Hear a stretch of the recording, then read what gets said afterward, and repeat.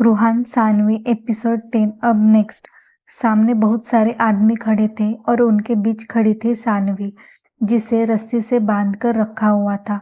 उसके बिल्कुल सामने गंगू खड़ा था, जो उसे अपने नशे से भरी आंखों से देख रहा था। आज भी वह पिया हुआ था, जिस कारण बुरी तरीके से हिल रहा था। उसकी आंखें लाल हो चुकी थी और वो अपने होठों पर मुस्कुराहट लिए सानवी को बुरी तरीके से घूर रहा था। सानवी डर के मारे कांप रही थी। इतने सारे आदमियों के बीच वो इतनी बुरी तरीके से फंस चुकी थी कि उसे बाहर निकलने का कोई भी चांस नहीं मिल रहा था। वही उसमें से एक आदमी के सर से खून बह रहा था और वह अपना सर पकड़कर वही जमीन पर बैठा हुआ था। सानवी के सामने गंगू गंगाराम रागेश्वर राठौड़ खड़ा था। उसने सानवी को देखते हुए कहा, आ गई ना मेरी रानी, आज मेरे हाथ में। कितना भगाया तूने जाने मन, लेकिन देख मिल ही गई। अब तुझे मैं कहीं नहीं जाने दूंगा। तू सिर्फ मेरी है, सिर्फ मेरी। सानवी ने उसके मुंह पर थूकते हुए कहा, तेरे जैसे नशेड़ी आदमी के साथ रहने से अच्छा है कि मैं डूब कर मर जाऊं। तेरा नाम तक इतना बदबूदार है कि तेरे नाम से ही मुझे घिन आती है। तो सोच, मुझे तुझसे कितनी ज्यादा घिन आती होगी। मैं आखिरी बार कह रही हूँ गंगाराम, मुझे छोड़ दो, वरना अंजाम अच्छा नहीं होगा। सानवी की बात सुनकर गंगाराम जोर जोर से हंसने लगा और हंसते हुए बोला, कौन आएगा तुझे बचाने? बोलना रानी, कौन आएगा तुझे बचाने? वो जो पिछले कितने सालों से गायब है, या फिर तुम्हारे मरे हुए माँ बाप? मरे हुए माँ बाप या जिंदा है तुम्हारे माँ बाप? पता नहीं कितना बुरा हुआ नहीं तुम्हारे साथ। मैं कह रहा हूं ना, मैं तुम्हें सारे सुख दे दूंगा। देख, मैं दारू भी छोड़ दूंगा, तेरे को बहुत खुश रखूंगा। तू बस मेरे साथ आ। सानवी ने गुस्से से उसे देखा और कहा, चुप, एकदम चुप। तुम्हारे मुंह से मुझे मेरा नाम भी नहीं सुनना, समझे तुम? और आखिरी बार कह रही हूँ, मुझे छोड़ दो, वरना अंजाम अच्छा नहीं होगा। गंगाराम ने गुस्से से आगे बढ़कर सानवी के बालों को पकड़ लिया और उसका सर ऊपर उठाते हुए बोला, इतनी इज्जत से बात कर रहा हूँ तो तुम मेरी बेइज्जती पर बेइज्जती किए जा रही हो। लगता है उस दिन तुम्हें छोड़ दिया तो तुम बहुत ज्यादा हवा में उड़ रही हो। लेकिन फिक्र मत करो, आज तुम मेरी होकर रहोगी। पहले सुहागरात, फिर शादी। गंगाराम की बात सुनकर सानवी अंदर तक हिल गई। उसके हाथ पैर कांपने लगे। वो इस पागल आदमी से नहीं भिड़ना चाहती थी। बार बार उसके जहन में कुछ पुरानी यादें घूम रही थी, जिसे सोच सोचकर सानवी का दिमाग बुरी तरीके से चकरा रहा था। उसे ऐसा महसूस हो रहा था जैसे कुछ ही पल और उसका सर फट जाएगा। गंगाराम ने सभी आदमियों को देखा और कहा, सब लोग अपनी आंखें बंद करो। उसकी बात सुनकर सब आदमियों ने अपनी आंखें बंद कर दी। वही गंगाराम ने ये देखा और फिर सानवी के चेहरे को अपने नजदीक लाते हुए बोला, आज तुझे मैं अपना बनाकर रहूंगा मेरी रानी। इतना कहकर वो सानवी के बेहद नजदीक चला गया। तभी उसे अपने सर में बहुत तेज दर्द महसूस हुआ। उसे ऐसा लग रहा था मानो उसका सर अभी फट जाएगा। रूहान, जो वहां पर गुस्से से तमतमाता हुआ खड़ा था, उसकी हरकत देख वो तेजी से उन दोनों के पास चला गया और उसने पीछे से गंगाराम के बालों को मुट्ठी में भींच लिया और उतने ही तेजी से उसे पीछे की तरफ खींच लिया, जिस कारण गंगाराम की पकड़ सानवी के बालों में से कमजोर पड़ गई और सानवी एक कदम पीछे चली गई और वह अपनी फटी आंखों से रूहान को देखने लगी। उसे बिल्कुल भी यकीन नहीं था कि वहां पर रूहान उसे बचाने आएगा, लेकिन रूहान को देखकर उसका दिल धक धक करने लगा। उसके चेहरे पर हल्की सी मुस्कान आ गई और वह एकटक रूहान को देखने लगी। रूहान ने गुस्से से गंगाराम को पीछे की तरफ खींच लिया और उतनी ही बेदर्दी से उसका सर ऊपर करके अपनी दहशत भरी आवाज में चिल्लाकर बोला, सिर्फ रानी नहीं, रानी सरकार, इस राणा सरकार की अर्धांगिनी मिसेस सानवी रूहान सिंह राणा। रूहान की बात सुनकर सानवी एकदम से शॉक हो गई। वो किसी को भी जब भी उसके बारे में बताता था, अपना नाम लगाकर ही बताता था और वह हर बार उसे एहसास दिलाता था कि वह उसकी बीवी है, हर हक से वह सिर्फ और सिर्फ उसकी है। लेकिन क्यों? जबकि उसने उसे कोई अधिकार नहीं दिया था, न उस पर कोई हक जताने की वजह दे दी थी। फिर वह हर बार उस पर हक क्यों जताता था? ये बात अभी तक सान्वी को समझ नहीं आई थी और वो अपनी भरी हुई आंखों से उसे देख रही थी। वही रूहान की बात सुनकर गंगाराम एकदम से पागल हो गया और वो बौखलाते हुए बोला, वो सिर्फ मेरी है, सिर्फ मेरी, आज से नहीं, तभी से, जब से। वह आगे कुछ कहता इससे पहले ही रूहान ने उसके मुंह पर जोरदार घूंसा मार दिया। उसने इतनी जोर से उसके मुंह पर मारा था कि गंगाराम के होंठ तक फट गए, उसके 2 दांत टूट गए और उसके मुंह से बुरी तरीके से खून निकलने लगा। सानवी ये देख एकदम से शॉक हो गई। डर के मारे उसके हाथ पैर कांपने लगे। रूहान ने जोर से गंगाराम को जमीन पर फेंक दिया, जैसे वो कोई गंदगी हो, और वो सानवी की तरफ बढ़ने लगा। तब तक गंगाराम के आदमी भी रूहान की तरफ भागते हुए आ गए थे, लेकिन रूहान के बॉडीगार्ड्स ने उन्हें संभाल लिया था।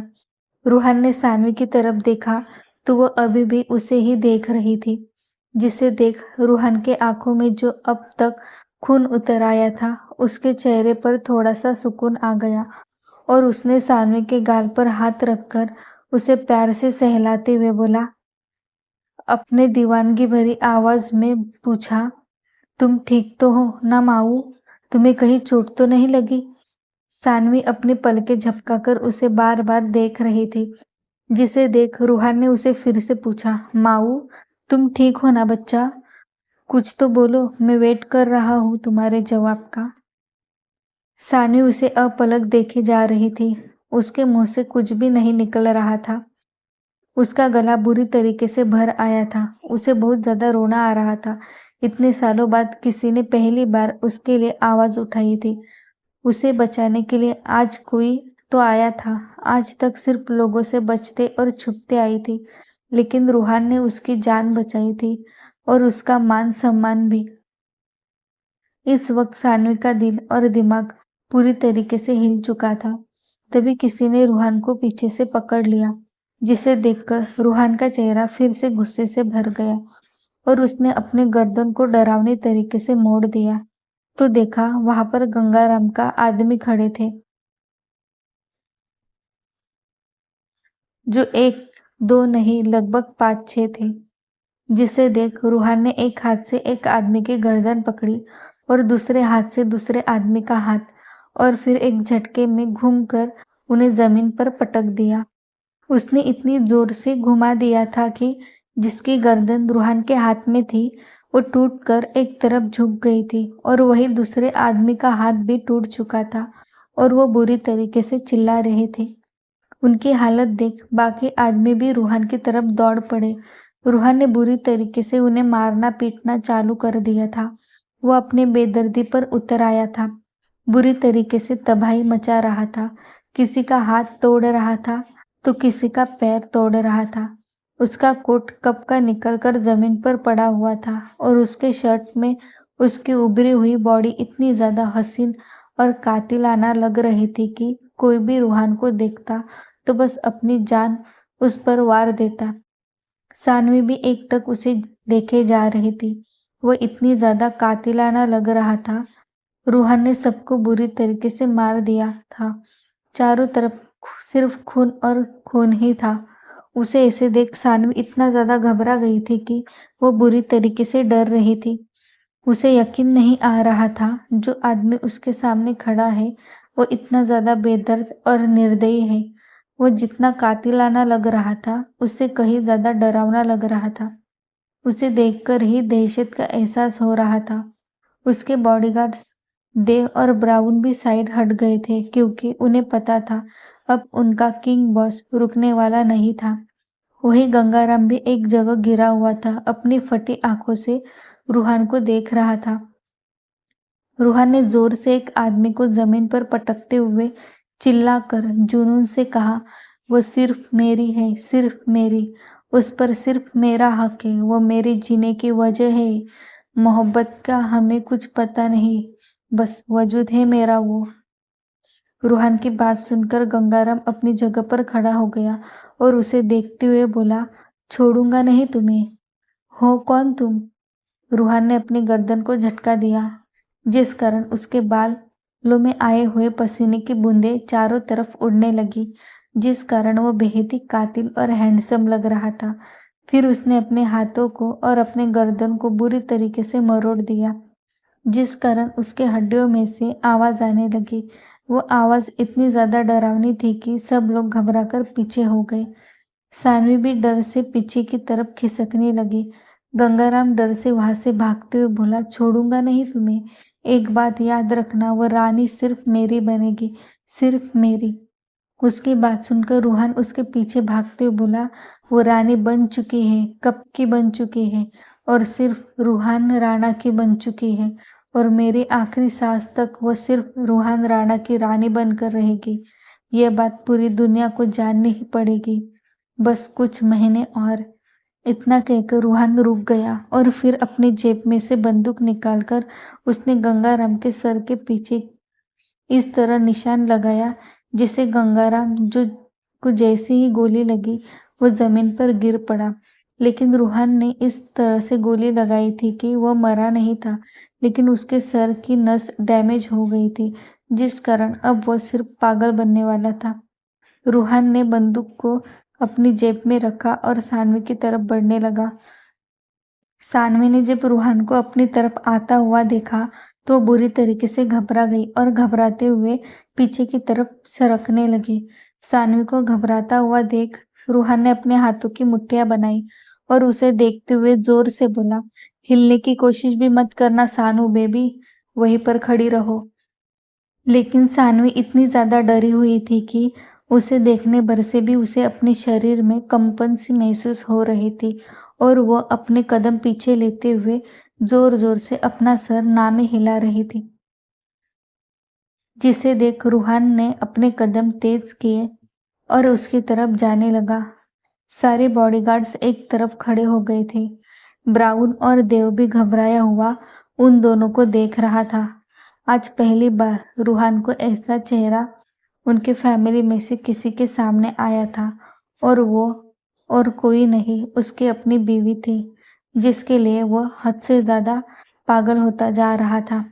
सानवी ने अपने कदम पीछे लिए और उसी तरह पीछे मुड़कर भागने लगी, जिसे देख रूहान भी उसकी तरफ भागने लगा और जोर से चिल्लाते हुए बोला, माऊ रुक जा, वरना मुझसे बुरा कोई नहीं होगा। सानवी ने घबराते हुए पीछे मुड़कर देखा और कहा, नहीं नहीं, आप इतने ज्यादा बेदर्द और निर्दयी कैसे हो सकते हैं? आपने आपने उन लोगों को कितनी बुरी तरीके से मारा। वो लोग मर गए। आप प्लीज, आप मेरे पास मत आइए, मुझसे दूर चले जाइए। कोई नहीं चाहिए मुझे, कोई नहीं चाहिए। कहते हुए सानवी बुरी तरीके से रोते हुए भाग रही थी। रूहान ने गुस्से से उसे देखा और अपने कदम लगभग भगाते हुए सानू के पीछे चला गया, लेकिन सानवी अपने होश खोकर भाग रही थी, जिस कारण रूहान के हाथ में नहीं आ रही थी, जिसे देख रूहान ने अपने हाथों की मुट्ठियां बनाई और बॉडीगार्ड्स को देखते हुए जोर से चिल्लाकर बोला, तुम सब लोग मेरा मुंह क्या देख रहे हो? तुम्हें क्या मैं मेरा मुंह देखने के लिए लाया हूं? रूहान की तेज आवाज सुनकर सभी बॉडीगार्ड्स अलर्ट हो गए और फिर सानवी के पीछे भागने लगे। सानवी उसकी आवाज सुनकर बहुत डर गई थी और वहीं रुककर रूहान को देखते हुए बोली, अगर आप मेरे पास आए ना तो देखिए, मैं यहाँ से भाग जाऊंगी, कभी आपके पास नहीं आऊंगी। रूहान ने अपने हाथों की मुट्ठियां जोर से बंद कर दी और गुस्से से गुर्राते हुए जोर से चिल्लाते हुए अपनी खतरनाक आवाज में बोला, मिसेस राणा, भूल कर भी अपने मुंह से यह शब्द नहीं लाना। कितनी बार मैंने तुम्हें कहा है, अगर बार बार तुम्हारे मुंह से यही सब निकलता रहा तो जिस जगह पर वह आदमी था उसी जगह पर तुम होगी। मुझे कोई फर्क नहीं पड़ता कि तुम पागल बन जाओ, तुम्हारे हाथ पैर टूट जाए या फिर तुम्हारा मुंह सिल जाए, मुझे तुम चाहिए, मतलब चाहिए। तुम सिर्फ मेरी हो और तुम्हें मुझसे दूर जाने का कोई हक नहीं है। यह हक मैंने तुम्हें कभी नहीं दिया, नहीं दिया। रूहान की ऐसी खतरनाक बात सुनकर सानवी के रोंगटे खड़े हो गए और वो हैरानी से रूहान को देखते हुए अपने आप से, लेकिन थोड़े जोर से बोली, पागलपन की भी हद होती है।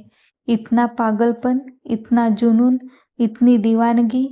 हे भोलेनाथ, नहीं नहीं, मुझे ऐसा आदमी बिल्कुल भी नहीं चाहिए। मुझे इसके जुनून, इसके दीवानगी और इसके पागलपन में कैद नहीं होना है और मैं इसके कैद में कैद कभी नहीं रह पाऊंगी। भोलेनाथ, बचा लीजिए हमें। लेकिन बेचारी को क्या पता था, जिस भोलेनाथ को वो अपने रक्षा के लिए बुला रही है, वो भोलेनाथ तो उसके राणा जी पर कब के प्रसन्न हो गए हैं और उन्हें तो जन्मों जन्मों का आशीर्वाद भी दे दिया कि हे राणा जी, ये सानवी प्रजापति सिर्फ और सिर्फ आपके लिए बनी है।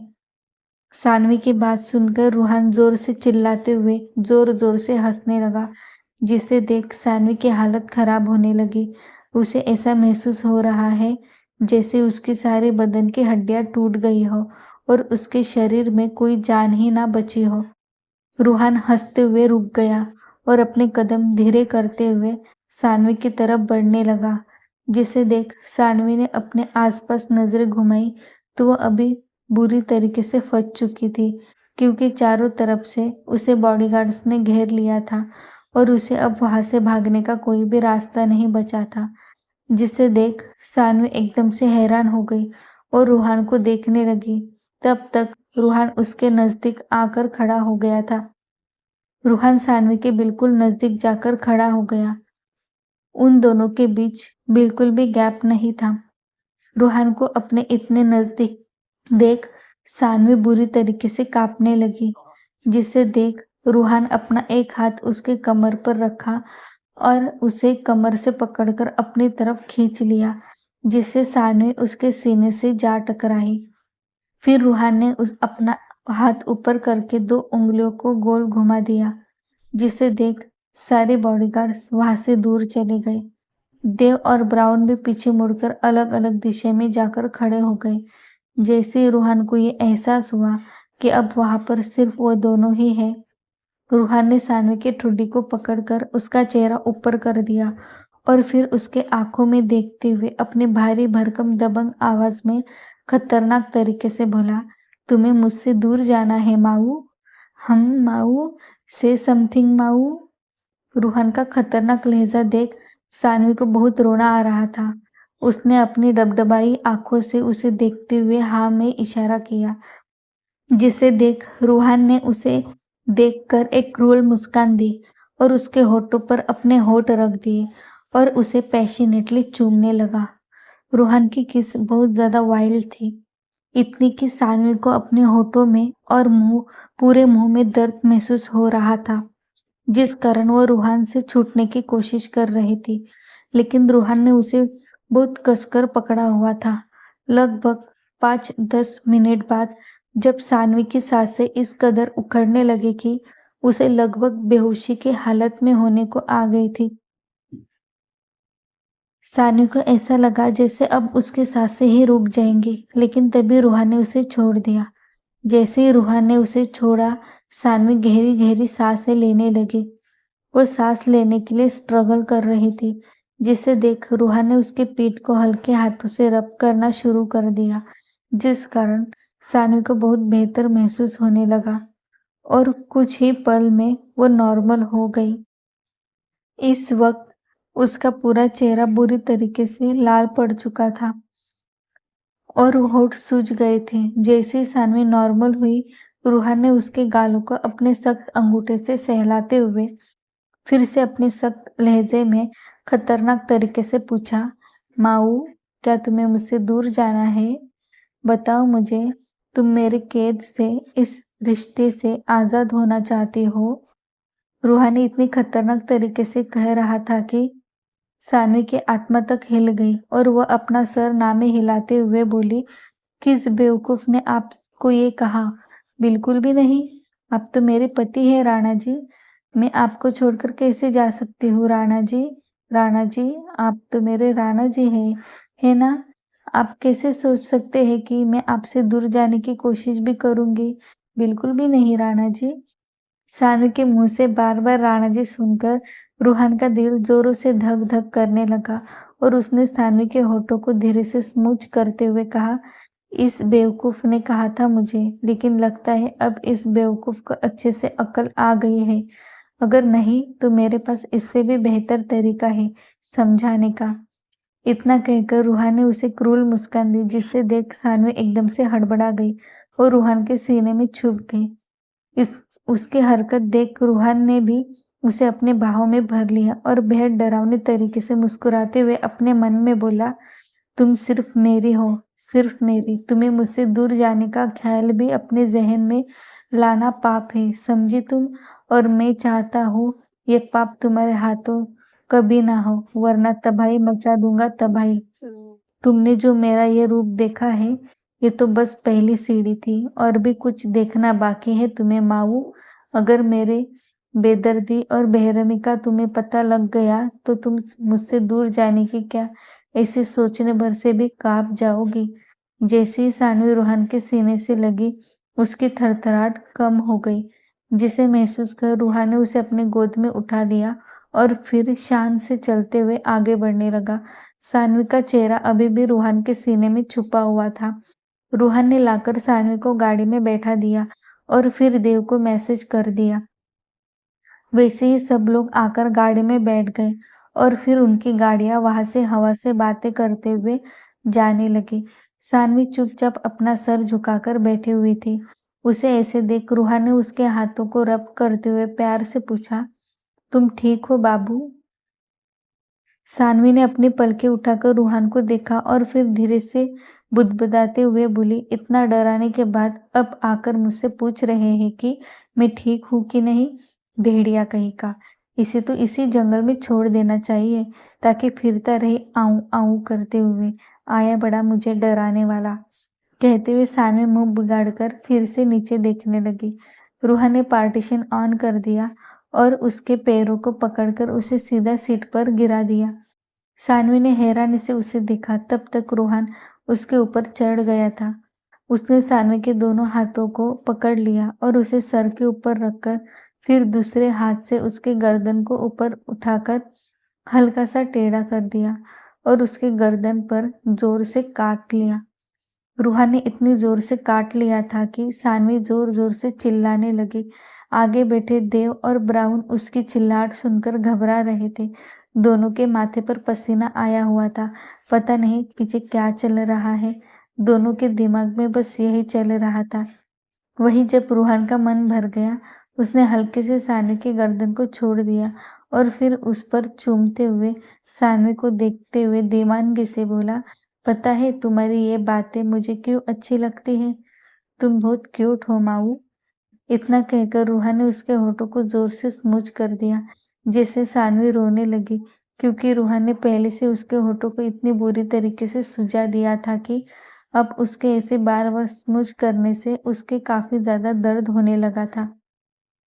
सानवी को रोता देख रूहा ने झट से उसे सीट पर से उठाकर बैठा दिया और फिर अपने गोद में बैठाकर उसके पीठ को एक हाथ से सहलाते हुए दूसरे हाथ से उसके आंखों साफ करते हुए प्यार से बोला, बाबू मेरे बिल्ली का क्यूट बच्चा, रोता नहीं सोना।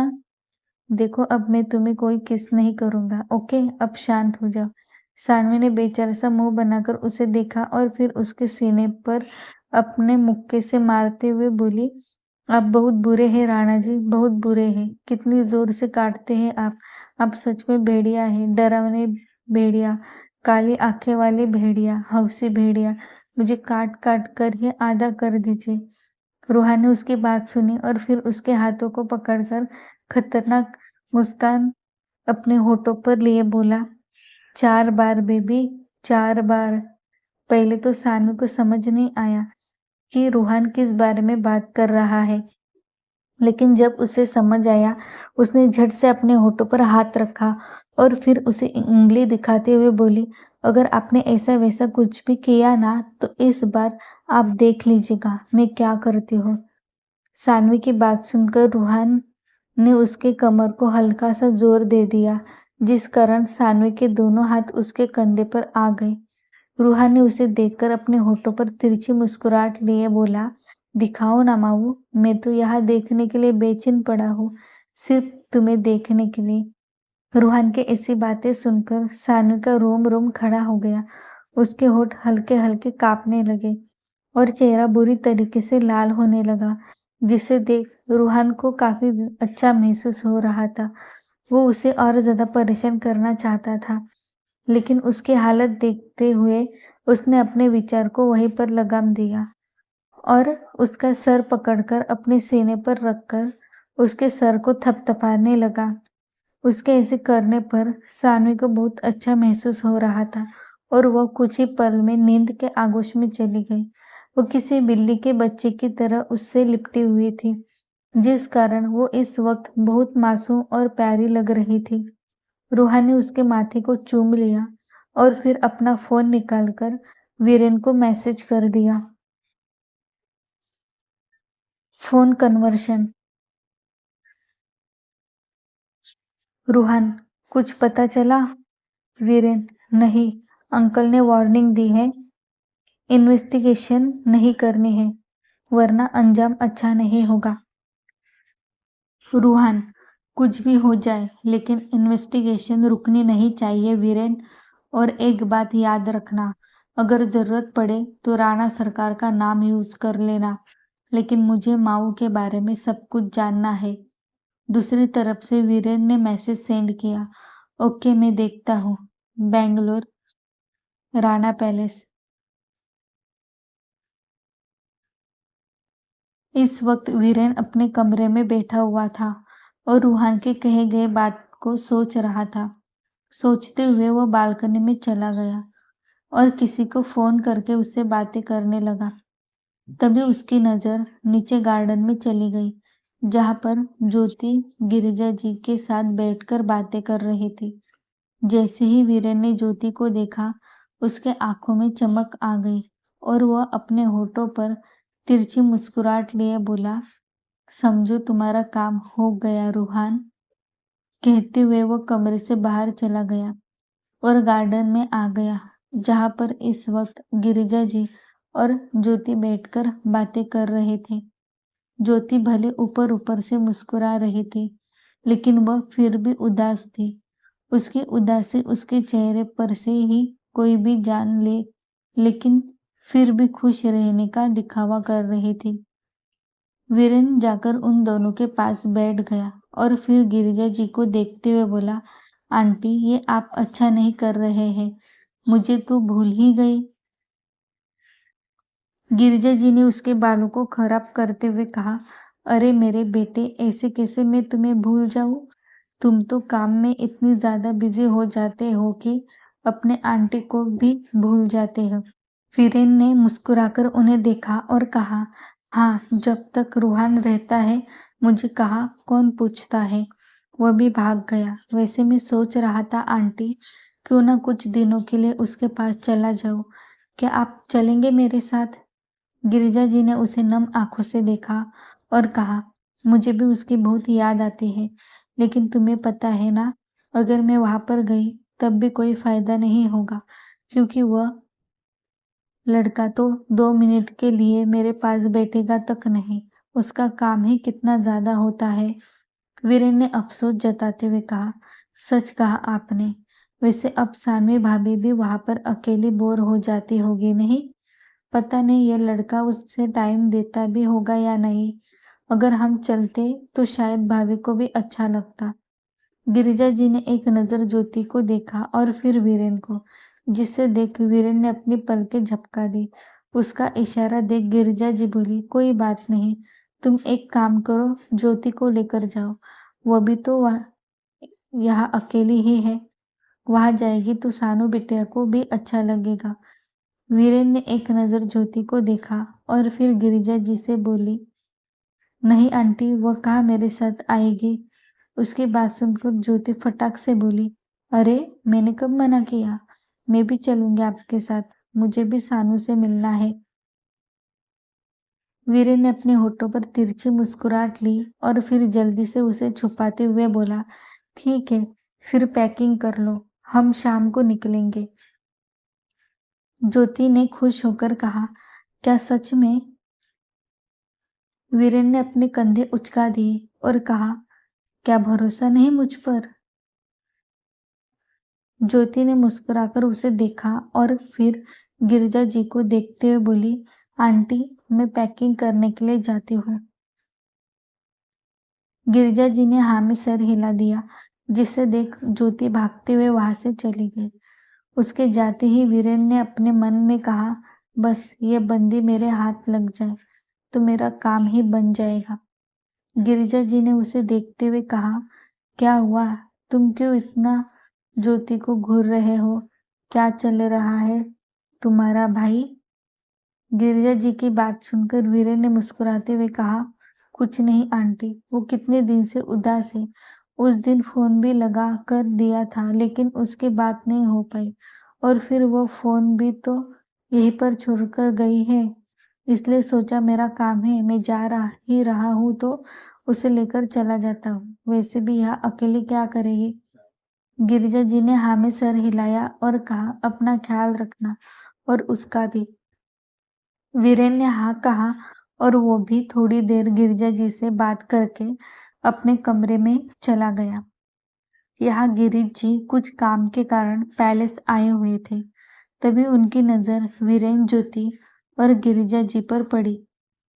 उन्होंने विनय को देखते हुए कहा, इस पर ध्यान रखो, ये भी रूहान का दोस्त है, इतने आसानी से मानेगा नहीं। याद रखना, उसे राज के पास पहुंचने से पहले ही इसके लिए सारे दरवाजे बंद होने चाहिए। विनय, वरना तुम समझ जाना तुम्हारे साथ क्या हो जाएगा। विनय ने घबराते हुए कहा, लेकिन मंत्री साहब, आपको भी पता है राणा सरकार के नजरों से किसी राज को छुपाना इतना आसान नहीं है। उसकी बात सुनकर गिरीश जी अपनी गरजते हुए आवाज में बोले, याद रखना, मैं भी सरकार हूँ और आज तक उससे मैंने सब कुछ छुपा के रखा है तो आगे भी उससे छुपा ही रहेगा। कोई भी बात, कोई भी राज उसके सामने आने नहीं चाहिए। और खास करके सानवी के बारे में क्या अपडेट है? उन दोनों के बीच ऐसा वैसा कुछ हुआ या नहीं? विनय ने अपना सर झुकाते हुए कहा, वहां से कोई भी अपडेट नहीं मिल रही है। गिरीश जी ने अपने हाथों की मुट्ठियां बनाई और कहा, अगर कुछ हो नहीं रहा है तो जल्द से जल्द कुछ करो। रूहान को उससे प्यार होना ही चाहिए और इस कदर होना चाहिए कि वो उसके लिए पूरी तरीके से पागल हो जाए। विनय ने गिरीश जी को देखा और अपने मन में बोला, कैसा बाप है, अपने लिए अपने बेटे की बलि चढ़ाने चला है। लेकिन क्या सच में राणा सरकार इतने आसानी से शांत बैठेंगे? क्या छुपा रहे हैं गिरीश जी? ऐसी कौन सी बात है जो रूहान से छुपाई जा रही है? जानने के लिए पढ़ते रहे माय डोमेनेटिक हस्बैंड का intense love. Thanks for watching. आगे कहानी को जानने के लिए चैनल को सब्सक्राइब करो और बेल आइकन को प्रेस करना ना भूलें ताकि जैसे ही कहानी के चैप्टर पब्लिश हो आप सबको तुरंत नोटिफिकेशन मिल जाएगा।